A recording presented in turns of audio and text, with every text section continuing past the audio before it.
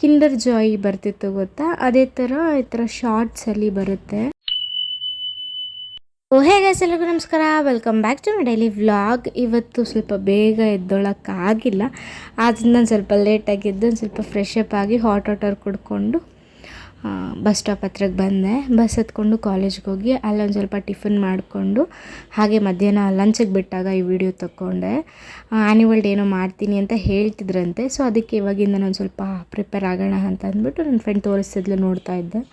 ಕಾಲೇಜೆಲ್ಲ ಮುಗಿಸ್ಕೊಂಡು ನಾನು ಕೂಡ ಬಸ್ ಹತ್ತಿ ಮನೆಗೆ ಬರ್ತಾ ಕಿಂಡರ್ ಜಾಯ್ ಬರ್ತಿತ್ತು ಗೊತ್ತಾ, ಅದೇ ಥರ ಈ ಥರ ಶಾರ್ಟ್ಸಲ್ಲಿ ಬರುತ್ತೆ.